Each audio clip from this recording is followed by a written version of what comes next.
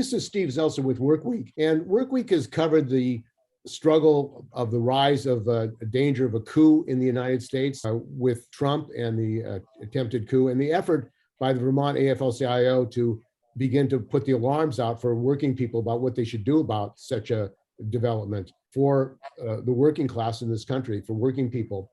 And also the fight in the unions for democracy, how the unions have to reorganize to build a democratic labor movement that confront the new challenges that working people face. So joining us today is David Van Deusen. He's the president of the Vermont AFL-CIO. And David has been introduced some resolutions. His council has introduced some resolutions to the National AFL-CIO, which will be having their convention on June 12th in Philadelphia. So welcome to Workweek, David. Always a pleasure to talk with you, Steve. So David, why don't we talk about these two resolutions that your council have put in, how they came about, and why you think there has to be a fight in the AFL-CIO. Well, look, the two resolutions that our executive board passed, which were forwarded to the National AFL-CIO, one was preemptively getting the national organization on board to call for a general strike if there's another crisis in democracy post our next presidential election in 2024. There was not a workable means or plan to push back, in my opinion, in 2020 when we face a crisis. And just because that attempt at a neo-fascist coup was not successful does not mean that another attempt is not A, likely, and B, would be more of a threat in the future. So we want to be prepared. Our strongest weapon as a working class is the general strike, because it's our labor that gives us power. If we withhold that labor, the capitalist economy stops dead in its tracks. So for us to contemplate what a true crisis, existential crisis in democracy would mean, we have to contemplate what it would take to effectively push back on that. Of course, there'll be many means, mass demonstrations, the works, but the general strike has to be one of the tools in the tool belts. So instead of trying to engage in a last minute campaign or struggle or one labor council seeking to go one way or another going another, we want to have that coordinated discussion now so we're prepared in 2024. So that's the resolution number one. Resolution number two is basically saying we have to walk the talk, right? If we're going to talk about defending democracy, if we're going to talk about what it means to build more democracy in this country, we also have to be honest and reflective and say, well, what can we do to make the labor movement itself more democratic? So that second resolution, among other things, calls for a direct election of officers, where right now there's weighted voting, and internationals have means to make major decisions of who the next officers and president of the National AFL-CIO will be. We want to go the same direction UAW recently went, where every single member, millions of members, would get to cast a ballot and choose on their own what direction they want to take the organization, who's going to be president, vice president, secretary, treasurer, etc. This to us is common sense as Americans. We would not settle for a system where the people did not directly elect the president of the United States, right? And we should be ready to defend our right to elect who the next president of the United States is. But at the same time, we now need to move our organization into the 21st century and give our members a direct vote on who is in charge at the top.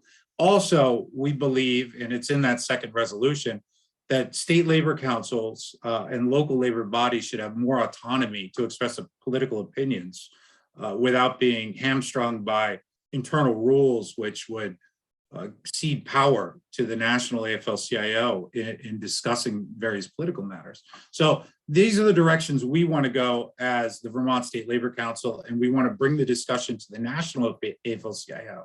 And of course, these are part and parcel of our United 10-point program here in Vermont, which is our progressive platform for building true union power, not just here, but we believe it applies also to the struggle in the rest of the United States. And the threat of fascism, we've had this massacre in Buffalo with the ideology, a fascist ideology that is being propagated in the media. It seems like that in order to confront this, it's going to require more than passing resolutions and appealing to the Democrats to pass gun legislation. Well, yes. Any form, first of all, the gun legislation isn't going to get through Washington right off the bat. But even if it did, it's misguided and misplaced and does not address the actual problem. Right now, the extreme right, the organized extreme right, fascist militias across this country are armed to the teeth. Now's not the time to say that, hey, you're no longer allowed to get new firearms. We, in fact, here in Vermont, we passed a resolution stating our opposition to new gun control laws, because we believe the working class, union members, people of color should be armed to protect themselves in case of fascist activity, even the type that we saw in Buffalo the other day. Now, that was a lone wolf type attack, where the real danger is things like what we saw on January 6th, after Biden won the election and Trump was refusing to leave power. When organized groups get involved, and there was talk then too, and it's coming out under the investigations that are going on now, that those groups were planning to have or did have armed depots at different parts of the city in case the fight escalated, so they would be able to draw weapons, right? This should show people how dangerous of times we are in right now and how precarious our democracy is. We need to be prepared not just to pass resolutions, but to confront fascism physically if need be when it raises its ugly head, and to defend our own communities. And the issue of the rise of fascism, you've organized a chartered motorcycle club. What do you think there should be a mass mobilization? It seems like there are no mass mobilizations of workers to protest this rise of fascist terror and massacres. They continue, they go on, and there's no mass mobilization saying enough is enough of all working people.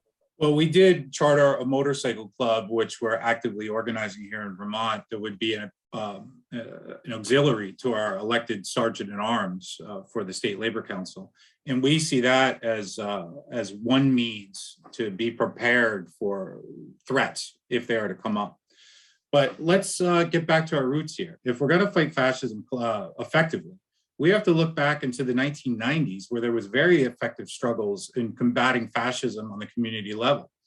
When anti-racist action was most active across this country, there were 60 chapters across the entire United States and in parts of Canada that militantly and physically chased fascists out of whole cities, whole towns, right, and ended fascist organizing. And then the means that they did it was direct confrontation, and it worked, because one of the things that fascists value above all else is the belief in their own physical power, right? And when you take that away from them, it takes the wind out of their sails, and they become much harder to recruit new angry folks into their ranks, right? So one of the ways we defeat fascism is direct confrontation. And I do hope to see a resurgence of groups like ARA rise again across this country. But that's not the only way we defeat fascism, Steve. We also have to do it by providing a real progressive left-wing alternative to the politics of the Democrats and Republicans. Now, why do people turn to the extreme right? Because they are so disenfranchised and so disillusioned with the failures of the Democratic Party and liberal politics that they're looking for an alternative. So what organized labor must do is create a true left-wing pole, a working class pole, a working class left, which is different from the Democrats, different from the liberals, and seeks to win real social, political, and economic gains through mass action, workplace organizing, and union organizing across the country. And when we do that and could show that we could create a true alternative and build real power, then that's way disenfranchised folks, people that are at the end of the rope, they will turn to that as a movement, as they did in the 30s, right, with the further left organizing. But if we just pitch our wagon to the Democratic Party and all the failures that entails, then we're going to create a breeding ground for more and more fascist organizing in the U.S. And the political situation now in the United States is that it might be very likely that the Republicans will get control of Congress and a Republican president. And if they take control of the government, where do you think that leaves the American working class? Because what Trump wanted to do, shoot down protesters, for example, use the army to shoot down protesters in Washington. He will use the state apparatus to attack the working class, attack blacks, use it to support his movement. Well, people have a right to defend themselves. And this is another place where we need to build strong, deep community connections between organized labor and folks in Black communities, Native American communities, Latino communities, et cetera. And we have to act in true solidarity with each other. But here's the thing, that election has not happened yet. I wouldn't be surprised if the Republicans take back either the House or the Senate or perhaps both. But our fight is now and will continue to be on the shop floor. Our fights are going to be in the workplace. And when we build power in the workplace and build solidarity in the workplace, and that branches out to our connections within the community, that's where we create something that the politicians, both the Republicans and Democrats, will fear. And where they fear us, they will follow. The things that happened in the 1930s, the New Deal, that were very good and progressive things, they did not happen because FDR snapped his fingers. They happened because people feared the alternative if real reforms did not happen within the United States, right? And that's what we need to get back to.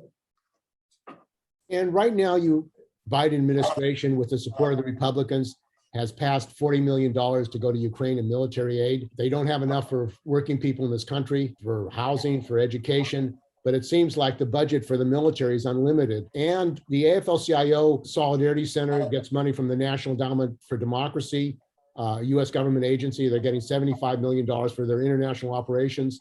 It seems like the AFL-CIO is basically in lockstep with the international agenda of the United States around the world with military expenditures. And are you concerned as well about the danger of Americans who go to Ukraine or arm train and then come back here as right-wing elements?